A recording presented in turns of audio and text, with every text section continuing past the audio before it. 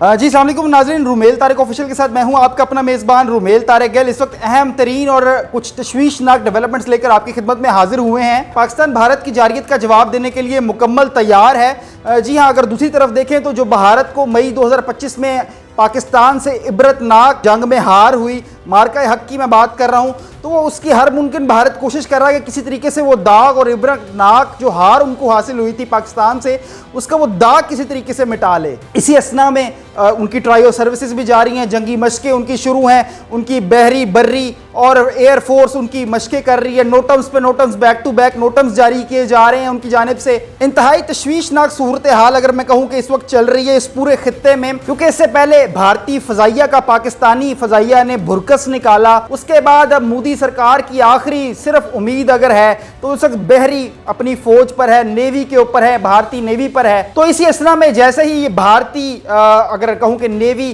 कराची के करीब पहुंची है तो पाकिस्तान ने कुछ बड़े मजाइल नस्ब कर दिए हैं। भारतीय फौज या भारतीय नेवी का जवाब देने के लिए हरदम हर तरह से अपने आप को तैयार कर लिया है पाकिस्तानी नेवी ने। और इसी असना में भारत ने इस मर्तबा अपना आखिरी हुक्म का इक्का अगर मैं कहूं तो INS विक्रांत को समुद्रों में उतारा है। और जो उनका इस वक्त गरूर है कि शायद वो INS विक्रांत के सर पे पाकिस्तान को इस बार कोई थोड़ा बहुत जवाब दे सकेंगे। और जैसे ही वहां कराची के पास INS विक्रांत को पहुंचाया गया है तो इधर से GF-17 में INS विक्रांत को डिस्ट्रॉय करने के लिए मिसाइल नस्ब कर दिए गए हैं, जो कि INS विक्रांत को बड़ी अगर मैं कहूं कि शोर शॉट डिस्ट्रॉय कर सकते हैं। तो वो GF-17 थंडर में फिक्स कर दिए गए हैं इस वक्त। और यकीनन जैसे हमने मई के अंदर मार्का हक के दौरान इनकी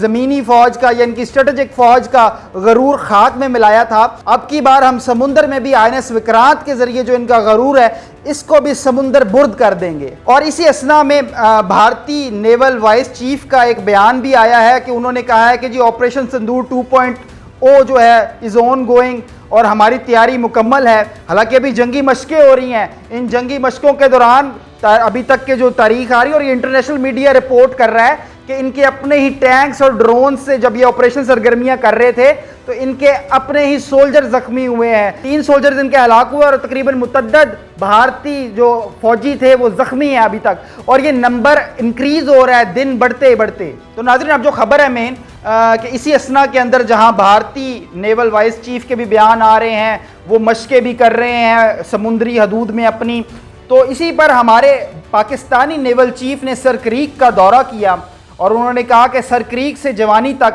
हम तैयार हैं और सारी जंगी तैयारियों का जायजा लिया। और इसी असना में नेवी हेड क्वार्टर में तमाम नेवल कमांडर्स की मीटिंग हुई जिसमें तमाम तैयारियों का जायजा लिया गया और मुकम्मल हिकमत अमली को तैयार कर लिया है कि प्लान किस तरह से एग्जीक्यूट होना है, भारतीय जारियत का जवाब कैसे देना है। नाज़रीन, ये बात इस मरतबा याद रखिएगा कि पाकिस्तान इस मरतबा सिर्फ डिफेंसिव नहीं होगा, डिफेंसिव ऑफेंसिव भी होगा और ऑफेंसिव डिफेंसिव भी होगा। यानी इसका मतलब कि इस बार हम सिर्फ इंडियन स्ट्राइक्स का जवाब नहीं देंगे, बल्कि उनके स्ट्राइक्स करने के जो अड्डे होंगे वो भी हमारे निशाने पे हैं। हम गाफिल नहीं है, हमें उन चीज़ों का पता है कि कहाँ कहाँ पे इनकी मशीनरी या इनके इक्विपमेंट्स डिप्लॉय हैं, जहाँ से ये प्लानिंग कर रहे हैं कि इन्होंने पाकिस्तान को या समुद्री हदूद से या कहीं दूसरी जगह से टारगेट करना है। यहाँ एक और बड़ी बात इंपॉर्टेंट है कि जैसे ये भारतीय नेवी 250 से 300 नॉटिकल माइल आई है, पहुंची है इनके INS विक्रांत और इनकी सारी ये नेवी फोर्सेस डिप्लॉय होना शुरू हुई हैं, एक तरफ जहां पाकिस्तानी नेवी बिल्कुल हरदम तैयार बैठी है और वो चाहती है कि भारत का जो वहम है, ये गुमान है कि शायद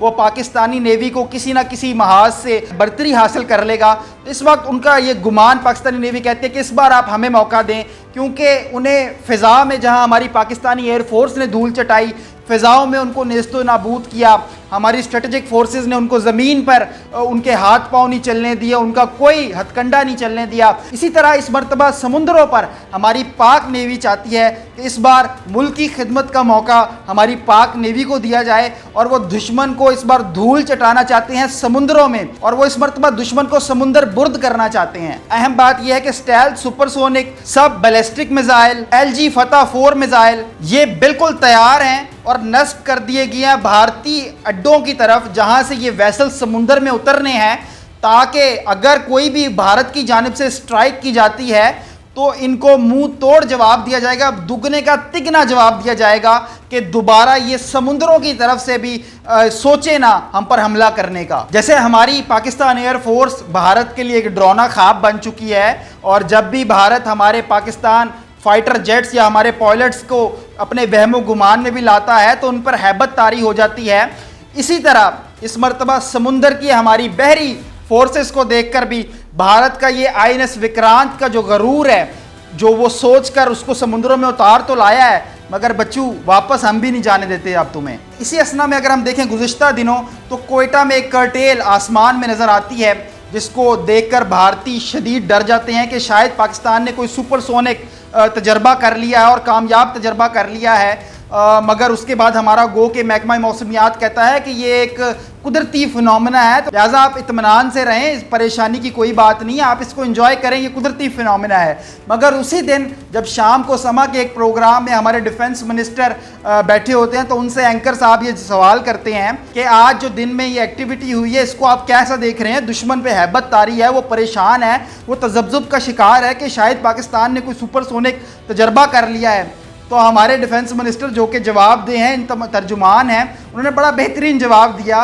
कि सारी बातें क्या अब आपको यहीं पे बता दें, कुछ तो पर्दादारी रहने दें, कुछ तो दुश्मन पे हैबत और खौफ तारी रहने दें। ये साफ साफ इशारा है मेरे ख्याल में कि शायद पाकिस्तान सुपरसोनिक तजर्बों में भी कामयाबी से कर चुका है। नाज़रीन, असल में मसला सिर्फ इतना सा कि पाकिस्तान अपने सारे इक्के इस मरतबा दिखाना नहीं चाहता, जैसे कि पहले भी नहीं दिखाए थे। गो कि अब वो पुराने मई वाले सिलेबस की तैयारी करके उसी पेपर के हिसाब से तैयारी करके अब दोबारा आ रहा है समुद्री हदूद से या दीगर हदूद से, मगर इस मरतबा भी उन्हें क्लियर कट और नए सरप्राइजेस मिलेंगे। पेपर इस मरतबा भी मैं आपको बता दूं कि अनसीन ही होने वाला है। हमारी इतनी मौसर तैयारी है क्योंकि इस मरतबा शायद ईस्टर्न बॉर्डर से बांग्लादेश भी हमारे साथ हो, और जब इंडिया हमारी तरफ एंगेजमेंट कर रहा हो तो चाइना भी शायद उनकी तरफ उस साइड से एंगेजमेंट कर दे, और तुर्की ने भी हमारा साथ देने का ऐलान किया है। तो जहां भारत ने एक पहर पे 2 फ्रंट वॉर्स हमारे लिए खोली, एक तरफ भारत ने खुद साख्ता अपनी तरफ से,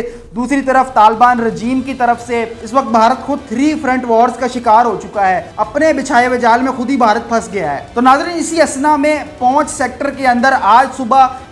बिला इश्तियाल भारत की जानिब से फायरिंग की गई है। इसी असना में क्योंकि वो तो कह रहे हैं जी ऑपरेशन सिंदूर 2.0 जारी है, और एक मरतबा फिर से भारतीय मीडिया जो है झूठ की फैक्ट्री को सरगर्म रखते हुए दिखा रहा है कि शायद पाकिस्तानी फौजी कोई हमारा ज़ख्मी हुआ है, और वीडियोज़ AI जनरेटेड वीडियोज़ हमेशा की तरह इनका वतीरा है कि जैसे ही इस तरह के मामलात होते हैं फॉल्स फ्लैग ऑपरेशन का सहारा लिया जाता है, और भारतीय मीडिया पेश होता है अपनी आर्मी के उस झूठ को सच साबित करने के लिए। जैसे कभी लाहौर में ये बंदरगाह बना देते हैं, मुल्तान में समुंदर ले आते हैं। इसी तरह इस मरतबा भी ये जो